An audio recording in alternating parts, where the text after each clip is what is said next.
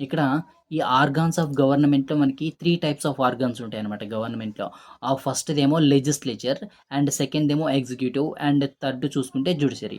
First of all మనకి legislature అంటే ఏంటిదంటే ఈ లెజిస్లేచర్ అనేది డెసిషన్ మేకింగ్ బాడీ. అంటే లాస్ ఏవైనా మనకి కావాల్సినటువంటి రూల్స్ అండ్ లాస్‌ని ప్రిపేర్ చేయడానికి ఈ లెజిస్లేచర్ అయితే ఉంటదనమాట. ఓకేనా? సో, ప్రజల చేత ఎన్నుకోబడిన కొందరు గ్రూప్ ఆఫ్ పీపుల్ అయితే ఈ లెజిస్లేచర్‌లో ఉంటారు. వీళ్ళొచ్చేసి మనకి ఏదైనా ఒక కంట్రీకి కావాల్సినటువంటి లాస్‌ని ప్రిపేర్ చేయడానికి ఈ లెజిస్లేచర్ అయితే యూజ్ అవుతుందనమాట.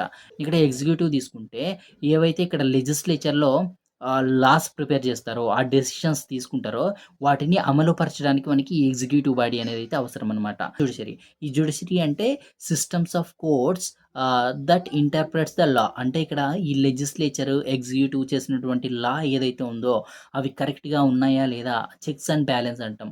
అవన్నీ కరెక్ట్‌గా ఉన్నాయా లేదా? ఇవన్నీ ప్రజలకి, దేశానికి మంచి చేస్తుందా లేదా? అని జెప్పి